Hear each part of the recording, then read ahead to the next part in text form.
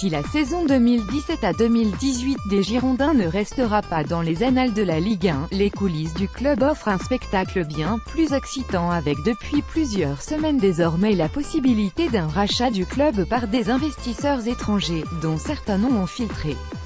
Très impliqués dans ce dossier, Nicolas de Taverneau et Stéphane Martin vont piloter ce dossier très sensible au sein du club jusqu'au bout. Pour l'instant c'est le fonds d'investissement GACP, détenu par Joseph Da Grossa qui tient la corde même si l'affaire est loin d'être conclue. Alors qu'il reste 5 matchs à disputer cette saison, dont un choc ce dimanche face au PSG, 21h, plus que jamais l'avenir des Marines et Blancs est entouré de contours flous.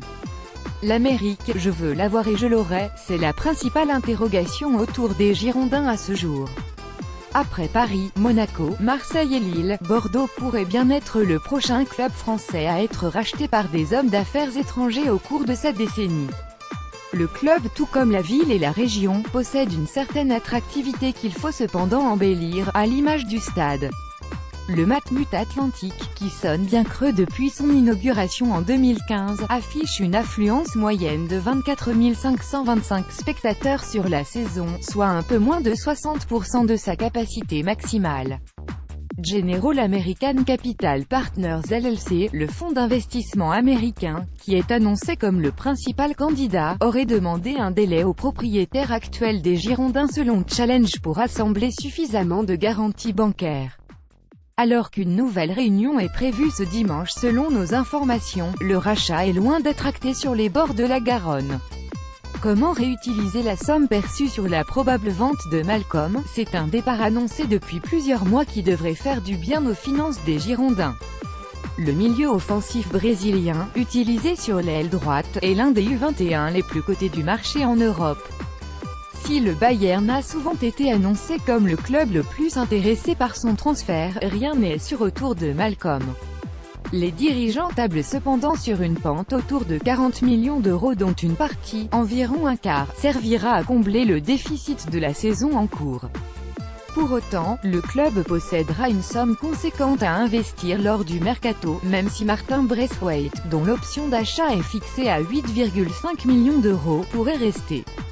Les Girondins veulent s'appuyer sur le modèle niçois pour un recrutement efficace de jeunes joueurs à fort potentiel en Europe, dans des championnats mineurs. Cette politique qui a besoin de temps et de patience pour fonctionner ne sera peut-être pas en adéquation avec les attentes des nouveaux investisseurs. Le centre de formation, un outil de poids pour le court et moyen terme souvent pourvoyeur de jeunes joueurs chaque saison, le Haillan pourrait être encore plus au cœur de la construction du nouveau projet des Girondins. Les performances de Jules Koundé, 19 ans et lancé dans le grand bain en janvier dernier, ont montré que le savoir-faire des éducateurs et entraîneurs bordelais était toujours aussi intéressant. Derrière, il y a encore du monde qui peut prétendre intégrer le XI Aquitain avec Zaïdou Youssouf, qui compte 6 apparitions cette saison et Aurélien Tchouaméni, plus de 30 sélections en équipe de France des jeunes. Au niveau des prêts, Aaron Boupendza, 12 buts avec Pau cette saison en national, sera également à surveiller. Actuellement, le centre de formation situé au Haillan poursuit ses travaux afin de devenir un espace moderne dédié aux jeunes. Cela fait partie des conditions de travail des jeunes, déclaré en octobre dernier Ulrich Ramé.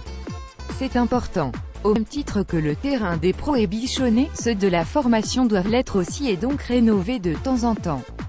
Cela rentre dans le cadre de façon plus globale sur le site d'optimisation des infrastructures. Le directeur technique des Girondins a bien annoncé la couleur pour la suite.